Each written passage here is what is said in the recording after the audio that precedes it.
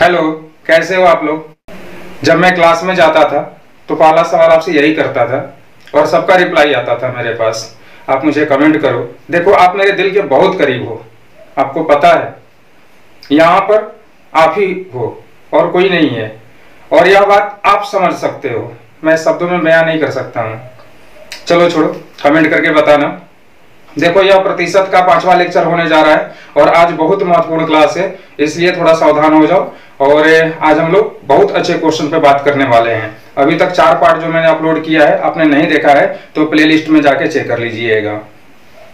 चलो क्लास में शुरू करता हूं।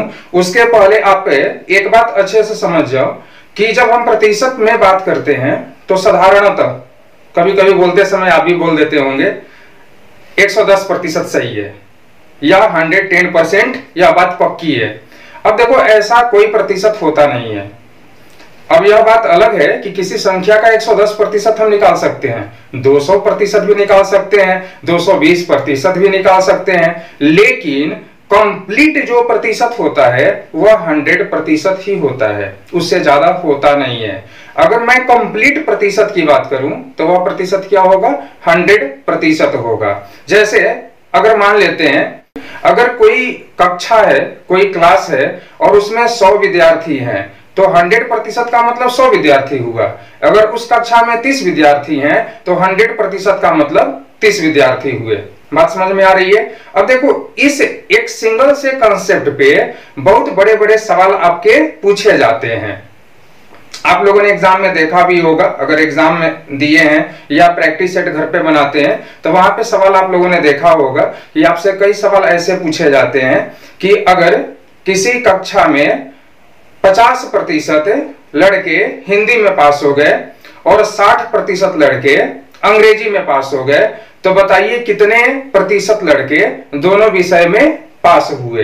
इस पे कई सवाल आपके एग्जाम में पूछे गए हैं। आज इसी कंसेप्ट को लेकर के मैं आगे बढ़ने वाला हूं, तो आप सभी तैयार हो, रेडी? चलो ठीक है। देखो, इस टॉपिक को बनाने के लिए आपको एक दो कंडीशन को समझना पड़ेगा अच्छे से। यहां पर जो डाटा दिया रहता है वह है दो तरह है कि विषय को लेकर या फिर पसंद या नापसंद से भी सवाल आ सकते हैं। जैसे किसी को चाय पीना पसंद है, किसी को कॉफी पीना पसंद है। कुछ वैसे लोग होंगे जो चाय और कॉफी दोनों पीते होंगे। किसी को पेपर पढ़ना, न्यूज़पेपर पढ़ना पसंद है, किसी को मैगजीन पढ़ना पसंद है, किसी को दोनों पढ़ना पसंद है। इस प्रकार ऐसे सवाल आते हैं। तो यहाँ पे आपको पहला, अब यह पहला विषय भी हो सकता है या पसंद नापसंद का कोई डाटा भी हो सकता है। दूसरा और दोनों। घबराना बिल्कुल भी नहीं, हम लोग आराम से पढ़ेंगे और चीजों को समझते हुए चलेंगे। पहला, दूसरा और दोनों। अब आप देख रहे हो मैंने यहाँ पे 2 बॉक्स बनाए हैं। यह 2 बॉक्स किस लिए बना हुआ है? यहां पर अगर सबसे पहले एग्जांपल ले लेते हैं, जैसे परीक्षा में पास और फेल का सवाल आता है। अगर आप पास होने का डाटा अगर लिख रहे हो तो सिर्फ एक साथ इस लाइन में पास होने का डाटा लिखेंगे। अगर फेल होने का अगर डाटा दिया है तो फेल होने का डाटा हम यहां लिखेंगे। ठीक है, मैं एक क्वेश्चन लेता हूं और उस पे आपको समझाने का प्रयास करता हूं। ठीक है, देखो आज का पहला क्वेश्चन है, किसी परीक्षा में 60% छात्र अंग्रेजी में उत्तीर्ण हुए, 70% हिंदी में और 40% दोनों में। तब अंग्रेजी और हिंदी दोनों में अनुत्तीर्ण छात्रों का प्रतिशत क्या था? यहां पे उत्तीर्ण और अनुत्तीर्ण शब्द दिया हुआ है। हिंदी तो आपकी मजबूत है ना। उत्तीर्ण बोलने का मतलब पास और अनुत्तीर्ण बोलने का मतलब फेल। यहां पर बोला गया पहला और दूसरा, हिंदी और अंग्रेजी दोनों पेपर है। एक जगह बोला गया कि उत्तीर्ण बोला गया। उत्तीर्ण का मतलब क्या होगा? पास होगा। तो पहले में 60% और दूसरे में दिया हुआ है 70%। अच्छा, दोनों में क्या दिया हुआ है? 40। ये भी उत्तीर्ण का डाटा है। अगर अनुत्तीर्ण का होता तो मैं नीचे लिखता। बात समझ में आ रही है? यहां भी उत्तीर्ण बोला गया, यहां भी उत्तीर्ण और ये भी उत्तीर्ण, यानी कि पास बोला गया। तो अब देखो, आपको करना क्या है कि पहला और दूसरा दोनों को जोड़ते हैं। अब मैं यहां से आपको ए फॉर्मूला दे रहा हूं, पहला और दूसरा को जोड़ते हैं और दोनों का डाटा क्या करते हैं, घटाते हैं। समझ में आ रहा है? तो अब देखो 60 और 70 दोनों को क्या करेंगे, तो जोड़ेंगे और जो भी रिजल्ट आएगा तो 40 यहां से हम माइनस करेंगे। 60 और 70 को जोड़ोगे 130 होगा और 40 को घटा लोगे यानी कि यहां पे 90% आएगा। सभी डाटा तो प्रतिशत में ही है। अब यह 90% क्या होगा, इसी लाइन में आकर सामने देखो क्या दिया हुआ है, पास है, तो 90% पास हो गए। तो अब पूछा गया कितने प्रतिशत फेल हुए। कंप्लीट डाटा कितना होता है, तो 100% होता है और 90% अगर पास है तो फेल होने के लिए नीचे अगर डाटा आपको लिखना होता तो आप कितना प्रतिशत लिखते, आप समझ रहे हो, 10%, तभी तो जाकर के 100% हो पाएगा। और देखो पहला नंबर ऑप्शन में आपका आंसर दिया हुआ है। समझ में आ रहा है ना? एक दो सवाल और भी करवाते हैं, आप बेहतर तरीके से समझ लोगे और इससे आसान कुछ और हो नहीं सकता है। क्लियर है? दूसरा क्वेश्चन लेते हैं। किसी परीक्षा में 52% विद्यार्थी हिंदी तथा 42% अंग्रेजी में फेल हुए। यदि 17% विद्यार्थी इन दोनों विषयों में फेल हुए हों तो कितने प्रतिशत विद्यार्थी दोनों विषयों में पास हुए। देखो तो इस बार पास होने का दिया है डाटा या फेल होने का, तो फेल होने का दिया है तो ऊपर में नहीं लिखेंगे, नीचे लिखेंगे। ठीक है, क्या बोला गया, एक पेपर में 52% और एक पेपर में 42%। अच्छा, दोनों में कितना दिया हुआ है, 17%। आपको करना क्या है, पहला और दूसरा जोड़ना है और दोनों को घटाना है। 52 और 42 को जोड़ेंगे तो क्या होगा, 94 होगा। 94 से 17 को माइनस अगर कर लेते हैं तो बचेगा कितना, 77। अब 77%, अच्छा क्या होंगे, सीधे लाइन में आ जाओ, तो फेल होंगे। आपसे पूछा गया पास होने को, तो 77% अगर फेल हो रहे हैं तो पास कितना होंगे, कंप्लीट प्रतिशत क्या होता है 100 से 77 को माइनस करेंगे तो कितना आएगा, 23%। और देखो 23% तीसरा नंबर ऑप्शन में दिया हुआ है, यही आपका आंसर होगा। कितना आसान तरीका है ना? अच्छा, इस क्वेश्चन को बनाओ तो, किसी परीक्षा में 80% प्रत्याशी अंग्रेजी तथा 85% गणित में पास हुए। 73% प्रत्याशी इन दोनों विषयों में पास हुए हों तो कितने प्रतिशत प्रत्याशी इन दोनों विषयों में फेल हुए। अच्छा बताओ तो, पास होने का डाटा दिया इसमें कि फेल होने का, पास होने का दिया हुआ है। ठीक है, पहला पेपर गणित और अंग्रेजी है। ठीक है, कितना प्रतिशत, पहले वाले में क्या बोला गया, 85%। अच्छा, दूसरा में 80%। दोनों में क्या दिया हुआ है, 73%। आपको पता है दोनों को जोड़ेंगे, इसको घटाएंगे। 80 और 85 को जोड़ोगे 165 होगा, 165। 73 को माइनस करो तो कितना आएगा, 92%। अब यार 92% क्या हुआ, तो पास हो गया। हमको निकालना क्या है, फेल होने का। आपको पता है 100 से माइनस करेंगे ना, कंप्लीट प्रतिशत क्या होता है, 100 होता है। अगर हम 100 से 92 को माइनस करेंगे तो 8% होगा। पहला नंबर ऑप्शन चेक करो, देखो आंसर दिया हुआ है। अब इससे आसान क्या हो सकता है बाबू। अब इस क्वेश्चन को बनाइए। किसी परीक्षा में कुल विद्यार्थियों के 35% विद्यार्थी हिंदी में, 45% अंग्रेजी में तथा 20% इन दोनों विषयों में फेल हुए। उन्हें विद्यार्थियों जो दोनों विषयों में पास हुए की प्रतिशतता है। पास होने का दिया है कि डाटा फेल होने का, फेल होने का दिया है। चलो जल्दी बना लो। पहले वाले का क्या है, 35%। दूसरे वाले का क्या है, 45%। अच्छा, दोनों का कितना दिया हुआ है, तो 20%। आपको पता है दोनों को जोड़ेंगे, 35 45 जोड़ोगे 80 होगा और 20 को यहाँ पे घटा लेना है तो कितना होगा, 60%। ये तो फेल हो गया ना, तो पास होने के लिए क्या करना होगा, 100 से माइनस करना होगा और अगर 100 से घटाएंगे तो कितना होगा, 40%। देखो तो चौथा नंबर ऑप्शन में आपका आंसर दिया हुआ है। अब मुझे नहीं लगता कि आपका क्वेश्चन अब छूटने वाला है। क्या छोड़ दोगे एग्जाम में, नहीं ना? चलो आगे बढ़ते हैं। देखो क्वेश्चन में दिया हुआ है, किसी परीक्षा में 70% प्रत्याशी अंग्रेजी में पास हुए, 80% गणित में पास हुए तथा 10% दोनों विषयों में फेल हुए। ध्यान देना, फेल हुए दिया हुआ है। यदि दोनों विषयों में 144 प्रत्याशी पास हुए तो प्रत्याशियों की कुल संख्या क्या थी। देखो इस क्वेश्चन में डाटा थोड़ा सा आपको कंफ्यूज करने के लिए दिया हुआ है, लेकिन आपकी गलती कभी नहीं होने वाली है, इस बॉक्स को ध्यान से देखना। अभी आपका पास और फेल दोनों का डाटा दिया हुआ है। क्या बोला गया, एक विषय में 70% विद्यार्थी पास हो रहे हैं, दूसरे विद्यार्थी में भी पास दिया हुआ है और कितना प्रतिशत, तो 80%। अब कहता है कि दोनों विषय में फेल हुए, ध्यान देना फेल होने का बोला गया था, तो फेल होने के लिए दिया हुआ है तो नीचे लिखेंगे और कितना प्रतिशत, तो 10%। अगर मैं आपसे पूछूं कि यहाँ पे 10 लिखा हुआ है तो ऊपर क्या लिखना चाहिए, बिल्कुल इसके सामने। तो यहाँ पे अगर 10 लिखा हुआ है और कंप्लीट प्रतिशत तो 100 होता है, यानी कि आप यहाँ पे 90 लिखोगे।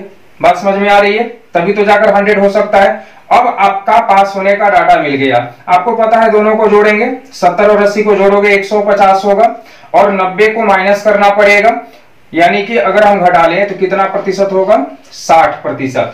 तो 60% विद्यार्थी दोनों विषयों में क्या होंगे, तो पास होंगे। अब आपसे पूछा गया कि अगर 144 विद्यार्थी पास हुए हैं दोनों विषय में, तो विद्यार्थियों की कुल संख्या क्या है, यानी कुल संख्या का जो 60% होगा वह 144 होगा। काफी आसान है। मान लेते हैं कि कुल संख्या 100 हो तो इसका कितना प्रतिशत, तो 60%, यानी कि 60 बटा में 100 144 के बराबर होगा। आप हल कर सकते हो। देखो यहां से 0 to 0 1 0 मैं कैंसिल कर लेता हूं और यहां से अभी आप कैंसिल करो, 6 से 2 बार में 12 और 6 से 4 बार में 24 होगा। बटा में 10 है ना, तो उधर जाएगा तो गुना हो जाएगा, तो x का वैल्यू कितना होगा, 240। और आपके तीसरे नंबर ऑप्शन में यह आंसर दिया हुआ है। समझ में आ रहा है। तो कभी कभी ऐसा क्वेश्चन आ सकता है जहां पे आपका पास और फेल दोनों का डाटा दिया हो, जैसा कि इस क्वेश्चन में दिया हुआ था, तो उसे आप तुरंत चेंज कर लेना और सबका डाटा एक जैसा रहना चाहिए, तभी यहाँ पे पहला प्लस दूसरा और माइनस दोनों हम कर सकते हैं। घबराइए नहीं, आसान क्वेश्चन से टफ क्वेश्चन की तरफ मैं आपको लेकर चलूंगा, सभी क्वेश्चन आप बना लेंगे। अगला क्वेश्चन लेते हैं। एक परीक्षा में 75% उम्मीदवार अंग्रेजी में और 60% उम्मीदवार गणित में उत्तीर्ण हुए, 25% दोनों में अनुत्तीर्ण हुए, अनुत्तीर्ण का मतलब फेल होता है, एवं 240 उम्मीदवार परीक्षा में उत्तीर्ण हुए। कुल उम्मीदवार कितने थे। बिल्कुल वैसा ही क्वेश्चन है, यहां भी पास और फेल दोनों का डाटा दिया हुआ है। आपका दिया हुआ था, सबसे पहले पास का डाटा दिया हुआ है 75% एक पेपर में, दूसरे पेपर में 60% पास हो रहे हैं। अच्छा, अब फेल का डाटा दिया हुआ है तो नीचे लिखेंगे और कितना, तो 25% दोनों विषय में फेल हो रहे हैं। आप यहाँ पे अगर 25 लिखोगे तो यहाँ पर क्या लिखोगे बताना पड़ेगा। बिल्कुल सही, 75 लिखना होगा। आपको पता है दोनों को जोड़ना है और इसको घटाना है ना, तो 75 और 60 को ऐड कर लेंगे 135 होगा और 75 को यहां से माइनस कर लेंगे, बचेगा क्या 60%। पहले वाले क्वेश्चन में भी 60% आ रहा था। अब यह 60% दोनों विषय में पास हो रहे हैं और दोनों विषय में पास होने वाले की कुल संख्या 240 दिया हुआ है, यानी कुल संख्या अगर x हो तो x का 60% जो होगा वह 240 के बराबर होगा। तो x का वैल्यू निकालना है, आप आसानी से हल कर सकते हो ना। 1 0 में यहाँ कैंसिल कर लेता हूं और 6 से अगर कैंसिल करेंगे तो 40 बार में x का वैल्यू क्या होगा 400। और देखो चौथा नंबर ऑप्शन में आपका आंसर दिया हुआ है। कितने आसानी से आप हल कर सकते हो। कोई दिक्कत हो रहा है क्या, कमेंट करके मुझे बताना। देखो जब तक आप बताओगे नहीं कि आप समझ पा रहे हो नहीं समझ पा रहे हो तो फिर मुझे पता कैसे चलेगा, मेरा मेहनत बेकार चला जाएगा। अगर आप समझ ही नहीं पाओगे तो हम पढ़ाएंगे किसके लिए, है ना। इस क्वेश्चन को देखो बाबू, एक विद्यालय में 90% छात्र अंग्रेजी में उत्तीर्ण हुए, 85% गणित में उत्तीर्ण हुए और 150 दोनों में उत्तीर्ण हुए। 150 संख्या है, प्रतिशत नहीं दिया हुआ है, ध्यान से क्वेश्चन पढ़ना। यदि इन दोनों विषयों में कोई भी छात्र अनुत्तीर्ण न हुआ हो तो छात्रों की कुल संख्या ज्ञात कीजिए। अभी देखो वैसा ही क्वेश्चन है। अभी बोला गया यहाँ पे उत्तीर्ण होने का डाटा दिया, यानी पास होने का। एक में बोला गया 85% और एक में बोला गया 90%। अब यहाँ पर एक तीसरा प्रतिशत अभी तक रहता था पास या फेल का, लेकिन अभी बोला गया कि यहाँ पर कोई भी छात्र दोनों विषयों में फेल नहीं हो रहा है।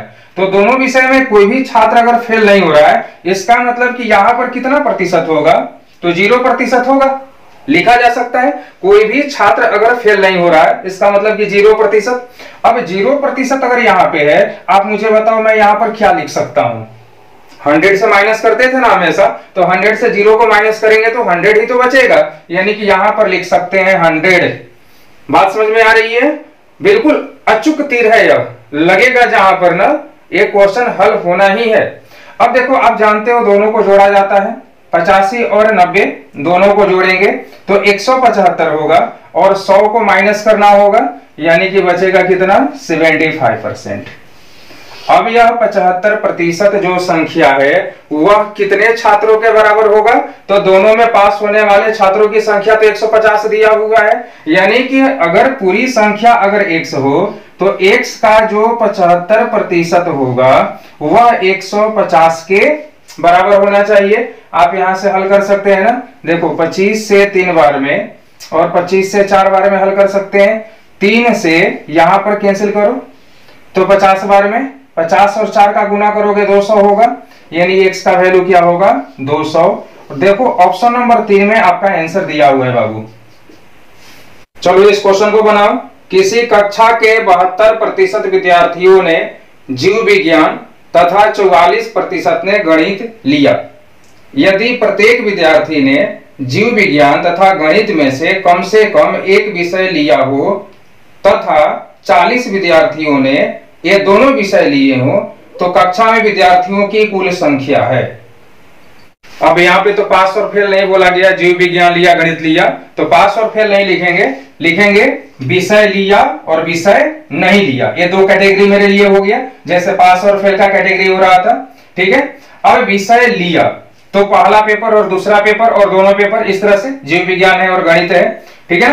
तो अभी यहाँ पे आपका डाटा दिया हुआ था, 72% ने जीव विज्ञान लिया और 44% ने गणित लिया, और कहता है कि प्रत्येक छात्र ने कोई एक पेपर जरूर लिया है, यानी कि दोनों पेपर नहीं लेने वाला, विषय नहीं लेने वाले दोनों पेपर वाले छात्रों की संख्या क्या होगा, तो 0/सन्नाटा, यानी कि सभी छात्रों ने तो एक पेपर लिया ही है, कोई ना कोई पेपर तो लिया है, तो दोनों पेपर नहीं लेने वाले छात्रों की जो संख्या होगी वो तो 0 हो जाएगी। अब यहाँ पे अगर 0 होगा तो यहाँ पर क्या होगा, अब बता, 100 से माइनस करते हैं तो 100 से 0 को माइनस करेंगे तो 100 का 100 होगा, फॉर्मूला तो आपको पता है। अब 72 और 44 को ऐड करो, 116 होगा, 100 को माइनस करेंगे बचेगा कितना, तो 16%। अब यह 16% कौन से छात्र होंगे, जो दोनों विषय लिए होंगे, यहाँ पे दोनों दिया हुआ है ना, तो दोनों विषय लिए होंगे। आपके क्वेश्चन में दिया हुआ है कि 40 छात्र ऐसे हैं जो दोनों विषय लिए हुए हैं, तो मान लेते हैं छात्रों की संख्या अगर x हो तो x का 16% जो होगा वह 40 के बराबर होगा। अब x का वैल्यू आपको निकालना है, देखो हल करते हैं, 4 से 4 बार में और 4 से 25 बार में, आप 4 से 10 बार में इधर कैंसिल कर सकते हो, 25 और 10 का गुना करो तो क्या होने वाला है, 250। और देखो तीसरा नंबर ऑप्शन में आपका आंसर दिया हुआ है। आप लोगों ने देखा कितना कम समय में सभी क्वेश्चन बन रहे हैं।